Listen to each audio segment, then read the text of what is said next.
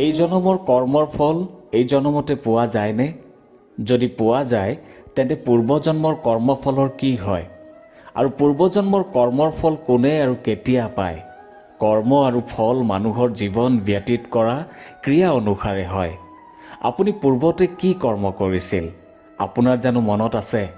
যদি কাৰোবাৰ মনত আছে সেয়া অতি নগণ্য বুলি ক'ব পাৰি।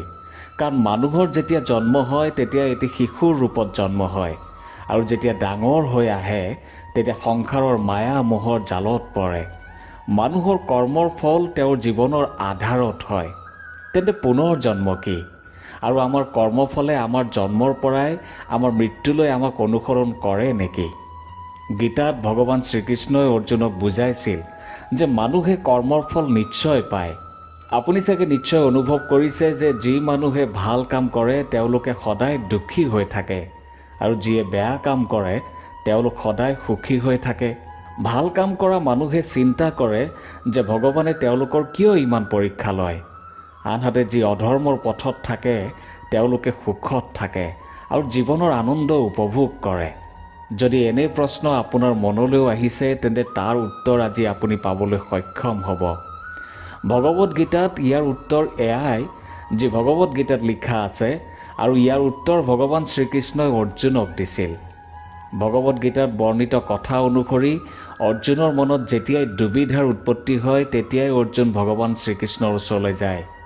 এবাৰ অৰ্জুনে মনত এটি প্ৰশ্ন লৈ ভগৱান শ্ৰীকৃষ্ণৰ ওচৰলৈ গৈ ক'বলৈ ধৰিলে, হে মাধৱ, মোৰ মনত এটা প্ৰশ্নৰ উদয় হৈছে, কৃপা কৰি মোৰ মনৰ এই সংশয় দূৰ কৰক। তেতিয়া ভগৱান শ্ৰীকৃষ্ণই ক'লে, তোমাৰ প্ৰশ্নটো কোৱা পাৰ্থ। তেতিয়া অৰ্জুনে ক'লে, হে মাধৱ, ভাল মানুহৰ লগত সদায় বেয়াই কিয় হয়? আনফালে বেয়া মানুহ সদায় সুখত থাকে, আৰু পূৰ্বজন্মৰ ফল এই জন্মত পায় নেকি? তেতিয়া ভগৱান শ্ৰীকৃষ্ণই হাঁহি হাঁহি ক'লে, হে পাৰ্থ, ব্যক্তিয়ে যি ভাবে যি অনুভৱ কৰে তেনেকুৱা একো নহয়, বৰং অজ্ঞানতাৰ কাৰণে তেওঁলোকে সত্য বুজি নাপায়। তেতিয়া অৰ্জুনে ক'লে, হে কেশৱ, হে গিৰিধৰ, মই আপোনাৰ কথাটো ভালকৈ বুজি পোৱা নাই। তেতিয়া ভগৱান শ্ৰীকৃষ্ণই ক'লে, হে পাৰ্থ, মই আজি তোমাক এটা কাহিনী ক'ম, যিটো শুনাৰ পিছত তুমি সকলো বুজি পাবা যে মানুহে নিজৰ কৰ্মৰ হিচাপতহে ফল পায়। প্ৰকৃতিয়ে প্ৰত্যেককে নিজৰ পথ বাছি ল'বলৈ সুযোগ দিয়ে। এতিয়া সেই ব্যক্তিৰ ওপৰত নিৰ্ভৰ কৰে যে তেওঁ ধৰ্মৰ পথ বাছি ল'ব নে অধৰ্মৰ পথত থাকিব। ব্ৰহ্মপুৰ নামৰ এখন নগৰত দুজন ব্যক্তি আছিল। জীৱনত ধৰ্মৰ অধিক মহত্ব আছিল। তেওঁ পূজা পাঠত বিশ্বাস কৰিছিল। তেওঁ সদায় মন্দিৰলৈ গৈছিল আৰু দান ধৰ্ম কৰিছিল, আৰু সদায় ভগৱানৰ পূজা অৰ্চনা কৰিছিল। দ্বিতীয় ব্যক্তিজন একেবাৰে বিপৰীত আছিল। তেওঁ সদায় মন্দিৰলৈ গৈছিল, কিন্তু পূজা কৰিবলৈ নহয়, মন্দিৰৰ বাহিৰত থকা জোতা চেণ্ডেল চুৰ কৰিবলৈহে গৈছিল। দান আৰু ধৰ্মৰ লগত তেওঁৰ কোনো সম্বন্ধই নাছিল, আৰু তেওঁৰ ভগৱানৰ ওপৰত বিশ্বাস নাছিল। এনেকৈ সময় পাৰ হৈছিল। এদিন ৰাতি বহুত জোৰে বৰষুণ দি আছিল, যাৰ বাবে মন্দিৰত পূজাৰীৰ বাহিৰে আন কোনো নাছিল। এই কথাটো যেতিয়া দ্বিতীয় ব্যক্তিজনে গম পালে তেতিয়া মনতে ভাবিলে যে মন্দিৰৰ পৰা ধন সোণ চুৰি কৰা এয়াই এক ডাঙৰ সুযোগ। এইবুলি ব্যক্তিজনে পূজাৰীয়ে গম নোপোৱাকৈ মন্দিৰৰ সকলো ধন সোণ চুৰ কৰিলে। সেই সময়ত ধৰ্মকৰ্মত বিশ্বাস কৰা ব্যক্তিজনো মন্দিৰত উপস্থিত হ'ল। দুৰ্ভাগ্যবশতঃ মন্দিৰৰ পূজাৰীয়ে তেওঁকে চোৰ বুলি ভাবি চোৰ চোৰ বুলি চিঞৰিবলৈ ধৰিলে। কম সময়ৰ ভিতৰতে তাত মানুহ গোট খালে আৰু তেওঁক বহুত মাৰধৰ কৰিলে। তেওঁ কিবাকৈ নিজৰ প্ৰাণটো বচাই তাৰ পৰা পলাবলৈ সক্ষম হ'ল। তথাপি তাতো তেওঁক দুৰ্ভাগ্যই লগ নেৰিলে। মন্দিৰৰ বাহিৰত তেওঁ এখন গাড়ীত খুন্দিয়ালে আৰু আহত হৈ পৰিল।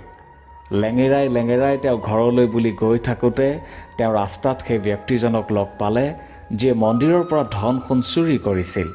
সেই ব্যক্তিজনে ক'লে, আজিতো মোৰ ভাগ্য বহুতেই ভাল, একেলগে ইমান ধন সোণ পালোঁ আজি। তেতিয়া ব্যৱসায়ীজনে এইবোৰ দেখিও মনতে বৰ দুখ পালে, আৰু ঘৰলৈ গৈ তেওঁ ঘৰত থকা ভগৱানৰ সকলো চিত্ৰ বা ছবি বাহিৰলৈ উলিয়াই দিলে। কিছু বছৰ পিছত দুয়োজন ব্যক্তিৰ মৃত্যু হ'ল। যমৰজাৰ ৰাজসভাত উপস্থিত হৈ যেতিয়া ধৰ্ম কৰ্মত থকা ব্যক্তিজনে দ্বিতীয় ব্যক্তিজনক দেখিলে তেতিয়া তেওঁৰ যথেষ্ট খং উঠিল আৰু খঙতে যমৰজাক সুধিলে, হে প্ৰভু, মইতো সদায় ভাল কামেই কৰিছিলোঁ, দান পুণ্যত বিশ্বাস কৰিছিলোঁ, কিন্তু তাৰ বিপৰীতে মই জীৱনভৰ কষ্টহে পালোঁ, অপমানহে পালোঁ। আৰু এই ব্যক্তিজনেতো কেৱল চোৰ কৰ্মহে কৰিছে আৰু তেওঁৰ ওচৰত ধনৰ টোপোলা। তেতিয়া যমৰজাই ক'লে, হে পুত্ৰ, তুমি ভুল বুজিছা। যিদিনা তোমাক সেই গাড়ীখনে খুন্দিয়াইছিল সেইদিনা তোমাৰ জীৱনৰ শেষ দিন আছিল, কিন্তু তোমাৰ ভাল কামৰ বাবে তোমাৰ মৃত্যু এটা সৰু দুৰ্ঘটনালৈ পৰিৱৰ্তন হ'ল। তুমি যে এই দুষ্ট ব্যক্তিজনৰ বিষয়ে জানিব বিচাৰিছা, দৰাচলতে তেওঁৰ ভাগ্যত ৰাজযোগ আছিল, কিন্তু তেওঁৰ অধৰ্ম আৰু কুকৰ্মৰ বাবে তেওঁৰ এই সকলো এটা সৰু ধনৰ টোপোলালৈ পৰিৱৰ্তন হ'ল। কাহিনীটো কোৱা শেষ কৰি ভগৱান শ্ৰীকৃষ্ণই অৰ্জুনক ক'লে, পাৰ্থ, এতিয়া চাগে তুমি তোমাৰ প্ৰশ্নৰ উত্তৰ নিশ্চয় পাইছা। এনেকুৱা ভাৱ চিন্তা কেতিয়াও সত্য নহয় যে ভগৱানে তোমাৰ কথা চিন্তা কৰা নাই বা নকৰে। ভগৱানে আমাক কেতিয়া কি ৰূপত কি দিয়ে ব্যক্তিয়ে কেতিয়াও সেয়া বুজি নাপায়। কিন্তু তুমি যদি সদায় ভাল কৰ্ম কৰি থাকা তেন্তে ভগৱানৰ কৃপা সদায় তোমাৰ ওপৰত থাকিব। সেয়েহে কেতিয়াও নিজৰ ভাল কৰ্ম ত্যাগ কৰিব নালাগে। মানুহে সদায় ভাল কাম কৰাৰ কৰ্তব্য পালন কৰিব লাগে। ভগৱান শ্ৰীকৃষ্ণই গীতাত কৈছে যে মানুহে কৰা কৰ্ম ভালেই হওক বা বেয়াই হওক কেতিয়াও বিফলে নাযায়। এই সংসাৰত বহু মানুহ এনেকুৱা আছে যে তেওঁলোক নাস্তিক, ভগৱান বিশ্বাস নকৰে, কিন্তু সময়ত তেওঁৰ লগত এনেকুৱা ঘটিবলৈ আৰম্ভ কৰে বা ঘটে যাৰ বাবে তেওঁলোকে ভগৱানৰ ওপৰত বিশ্বাস কৰিবলৈ আৰম্ভ কৰে। এবাৰৰ কথা, ভোলা নামৰ এজন ব্যক্তি আছিল। তেওঁৰ এখন দৰৱৰ দোকান আছিল, মানে ফাৰ্মাচী। দৰৱৰ বিষয়ে তেওঁৰ সম্পূৰ্ণ জ্ঞান আছিল। সম্পূৰ্ণ দোকানখন তেওঁৱে চোৱা চিতা কৰিছিল। সেয়েহে কোনটো দৰৱ দোকানৰ কোনটো স্থানত থাকে তেওঁ জানিছিল। সম্পূৰ্ণ সততাৰে তেওঁ কাম কৰিছিল। সঠিক দামত সঠিক দৰৱ গ্ৰাহকক দিছিল। সকলো ভাল হোৱাৰ পিছতো তেওঁ কিন্তু নাস্তিক আছিল। ভগৱানৰ ওপৰত তেওঁৰ একেবাৰেই বিশ্বাস নাছিল। তেওঁ গোটেই দিনটো দোকানতে কটায় আৰু গধূলি ঘৰলৈ গৈ পৰিয়াল আৰু বন্ধুবৰ্গৰ লগত সময় কটাইছিল। তেওঁ তাছ খেলি বৰ ভাল পাইছিল। যেতিয়াই সময় পাইছিল তেতিয়াই বন্ধুৰ লগত তাছ খেলিছিল। এদিন তেওঁ দোকানত থাকোঁতে বহুত জোৰে বৰষুণ দিছিল। তেতিয়া দোকানত তেওঁৰ বন্ধুকেইজনমানো আছিল।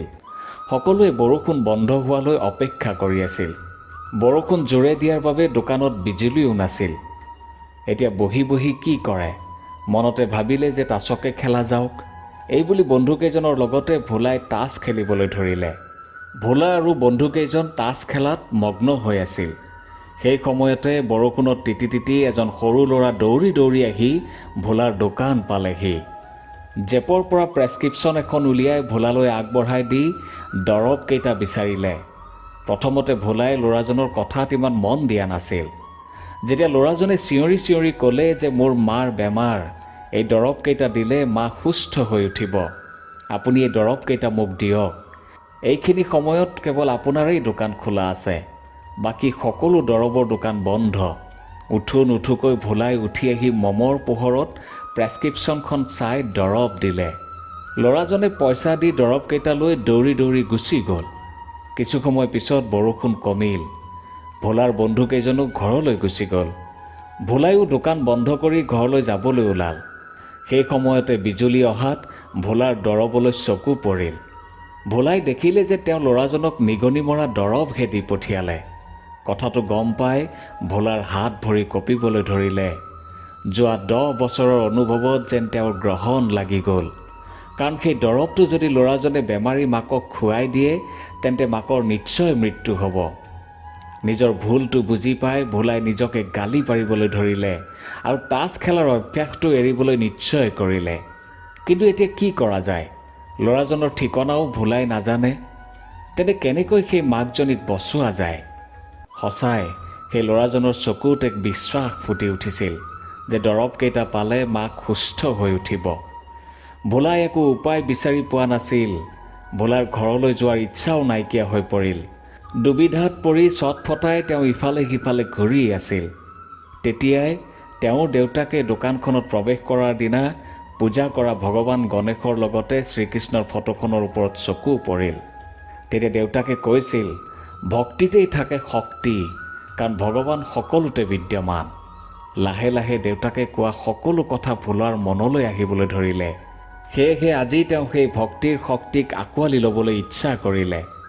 এইবুলি ভোলাই হাতযোৰ কৰি চকু দুটা মুদি ফটোখনৰ ওচৰতে থিয় হৈ থাকিল। এনেদৰে কিছু সময় পাৰ হ'ল। ল'ৰাজন ভোলাৰ দোকানলৈ পুনৰ দৌৰি দৌৰি আহিল। ল'ৰাজনক দেখি ভয়তে ভোলাৰ কপালৰ পৰা ঘাম ববলৈ ধৰিলে। ভয়ে ভয়ে ভোলাই ল'ৰাজনক সুধিলে, কি হ'ল, তুমি আকৌ কিয় আহিলা? তেতিয়া ল'ৰাজনে কান্দি কান্দি ক'বলৈ ধৰিলে, আপুনি দিয়া দৰৱৰ বটলটো লৈ মই ঘৰলৈ গৈ আছিলোঁ, কিন্তু ঘৰ পোৱাৰ আগতে মই ৰাস্তাত পিছলি পৰিলোঁ আৰু মোৰ দৰৱৰ বটলটো ভাঙি গ'ল। মই আকৌ সেই দৰৱটো নিবলৈ আহিছোঁ। মই দৰৱটো পামনে? তেতিয়া ভোলাই এটা দীঘলীয়া উশাহ লৈ ক'লে, নিশ্চয় পাবা, কিয় নাপাবা? তেতিয়া ল'ৰাজনে ক'লে, কিন্তু মোৰ ওচৰত পইচা নাই। যি আছিল আগৰ দৰৱটো নিবলৈ আহোঁতে আপোনাক দিছোঁ। তেতিয়া ভোলাই ল'ৰাটোৰ মূৰত হাত ফুৰাই ক'লে, তুমি এইটো লোৱা আৰু তোমাৰ মাক বচোৱা। মোক পইচা নালাগে, কেৱল এইবাৰ সাৱধানে যাবা, যাতে পিছলি নপৰা। আনন্দ মনে ল'ৰাজন গুচি গ'ল। আনফালে ভোলাই ভগৱানক কোটি কোটি ধন্যবাদ জনাই ধূলি মাকতি লাগি থকা ভগৱান শ্ৰীকৃষ্ণৰ ফটোখন বুকুৰ মাজত সুমুৱাই ল'লে। সেইদিনৰ পৰা নাস্তিক ভোলা ভগৱান বিশ্বাসী হৈ পৰিল। ভোলাই বুজি পালে যে কোনোবাই যদি এটা শুদ্ধ মনেৰে ভগৱানক মনত পেলায়, তেন্তে ভগৱানে নিশ্চয় সহায় কৰে। ভগৱানে সকলো সংকট দূৰ কৰে। প্ৰিয় দৰ্শক, আমি যদি পূৰ্বজন্মৰ কথা গমেই নাপাওঁ, তেন্তে আমি কিয় ভাল কাম কৰিম? আমি কেনেকৈ জানিম যে কোনো এটা ঘটনা আমাৰ পূৰ্বজন্মৰ কৰ্মৰ পৰিণাম নে এই জন্মৰ কৰ্মৰ ফল? সঁচাকৈ পূৰ্বজন্মৰ কৰ্মফল এই জন্মত ভোগ কৰিবলগীয়া হয় নেকি? যদি এনেকুৱা হয়, তেন্তে পূৰ্বজন্মৰ কি কৰ্মৰ বাবে শাস্তি হিচাপে এই জন্মত নিবনুৱা আৰু বিবাহৰ ক্ষেত্ৰত বাধা হিচাপে দেখা দিয়ে? ধৰি লওক কোনোবাই পূৰ্বজন্মত বহুত ধন সম্পত্তি অৰ্জন কৰিলে, কিন্তু কাকো একো দান হিচাপে নিদিলে। পত্নীয়ে কৈ আছিল যদিও নুশুনিলে। এটা বিলাসী জীৱন কটালে আৰু সেই সময়ত পত্নীৰ দ্বাৰা বহু উপেক্ষিতও হ'ল। তাৰ ফলস্বৰূপে সেই ব্যক্তিজনে এই জন্মত নিবনুৱা হৈ থাকিব নেকি? বা বিবাহৰ যোগ্য নহ'ব নেকি? এয়া প্ৰয়োজনীয় নহয়। নিবনুৱা হৈ থকা অথবা বিবাহৰ বাবে যোগ্য নোহোৱাটো পূৰ্বজন্মৰ ওপৰত নহয়, বৰং পুৰুষাৰ্থ অৰ্থাৎ প্ৰচেষ্টাৰ ওপৰতহে নিৰ্ভৰ কৰে। সময়ত চেষ্টা প্ৰচেষ্টা নকৰি ধন উপাৰ্জন নকৰিলে আপুনি কেনেকৈ বিবাহৰ যোগ্য হৈ উঠিব? যদি আপুনি দিব্যাংগ হৈ জন্মগ্ৰহণ কৰিছে, তেন্তে কথা অন্য আছিল। এয়া আমি সকলোৱে জানো যে যদি আমি ধন উপাৰ্জন কৰিবলৈ একো এটাই নকৰোঁ, তেন্তে আমি ইচ্ছা কৰা বস্তুটো কেনেকৈ পাম? ইয়াৰ একমাত্ৰ দায়ী কিন্তু আমি নিজেই। কাৰণ দুখীয়া ঘৰত জন্ম হোৱাটো কোনো ভুল কথা নহয়, কিন্তু দুখীয়া হৈ মৃত্যুবৰণ কৰাটোহে ভুল। যদি আমাৰ হাত ভৰি সকলো সুৰক্ষিত আছে, তেন্তে আমি সকলো কৰিব পাৰোঁ। আজিকালি যিবোৰ মানুহৰ হাত ভৰি নাই, তেওঁলোকেও দেশত নাম উজ্বলাই আছে। এই কথাটো একেবাৰে সত্য যে আমাৰ এই জন্মত জন্মৰ পৰা মৃত্যুলৈকে আমি যি ফল পাওঁ, সেয়া আমাৰ পূৰ্বজন্মৰেই ফল। এই সকলো কৰ্মৰ সংযোগৰ সময়ত আমি অজ্ঞানবশতঃ নতুন কৰ্মৰ বীজ ৰোপণ কৰোঁ, যাৰ ফল আমি নিশ্চয় পাম। উদাহৰণস্বৰূপে, যেতিয়া আমি এটা পকা আম খাই তাৰ বীজটো ৰোপণ কৰোঁ আৰু তাত সাৰ পানী দি ডাঙৰ দীঘল কৰোঁ, তেতিয়া আমি তাৰ পৰা সোনকালে ফল খাবলৈ নাপাওঁ। বৰং ৪-৫ বছৰৰ পিছত প্ৰথম ফল আমি গৰমৰ দিনতহে খাবলৈ পাওঁ। আমাৰ কৰ্মৰ হিচাপ কিতাপো ঠিক একেই। পূৰ্বজন্মত যদি আমি কোনো ব্যক্তিক দুখ দিছোঁ, তেন্তে আমি তাৰ সুদ সহিতে ৩-৪ গুণ দুখ পাম, মানে চক্ৰবৃদ্ধি সুতৰ নিচিনা। তাৰ বিপৰীতে আমি যদি কাৰোবাক সুখ দিছোঁ, তেন্তে তাৰ ৩-৪ গুণ সুখ আমি এই জন্মত পাম। এই জন্মত আমি পোৱা সুখ দুখবোৰ চাই আমি বুজা উচিত যে আমি কৰ্মৰ যি বীজ ৰোপণ কৰিছোঁ, ফলো তেনেকুৱাই পাইছোঁ। এই কথাখিনি বুজিব পাৰিলে এই সংসাৰত আমি আৰু কাকো দোষ দিব নোৱাৰোঁ। নিজ দোষে সম্পূৰ্ণ জগত নিৰ্দোষ। এতিয়া আপোনাৰ মনলৈ চাগে এই প্ৰশ্নটো নিশ্চয় আহিছে যে কি কৰ্মৰ আধাৰত দ্বিতীয় জন্মটো নিশ্চিত হয়? ভগৱান ইমানেই দুৰ্বল আৰু অসহায় নেকি যে এই জন্মৰ কৰ্মৰ ফল পিছৰ জন্মত দিয়ে? নে এয়াই সত্য নেকি যে মানুহে পূৰ্বজন্মৰ শাস্তি এই জন্মত পায়? এনেকৈ কিয় কোৱা হয় যে এই সংসাৰ কৰ্মপ্ৰধান? এইটো সত্যনে যে পূৰ্বজন্মৰ কৰ্মফল এই জন্মতো পোৱা যায়? সকলো কৰ্মৰ ফল যে সোনকালে পাব সেয়া প্ৰয়োজনীয় নহয়। ব্যক্তিৰ এই জন্মত যি হৈ আছে সেয়া তেওঁৰ পূৰ্বজন্মৰ কৰ্মফলৰ কাৰণে নেকি? পূৰ্বজন্মৰ সঞ্চিত কৰ্মৰ বাবে ব্যক্তি পিছৰ জন্ম পায়, কিন্তু কিবা এটা হ'বলৈ হ'লেও এই জন্মত কিবা এটা কৰাটো অত্যন্ত আৱশ্যক। কোনো কৰ্ম নকৰাকৈ কিবা এটা হ'ব নোৱাৰে। পূৰ্বজন্মৰ সঞ্চিত কৰ্ম আৰু ক্ৰিয়মান বৰ্তমান জীৱনৰ এই দুই প্ৰকাৰৰ কৰ্মৰ ফলেই হৈছে আমাৰ জীৱন। ধন্যবাদ।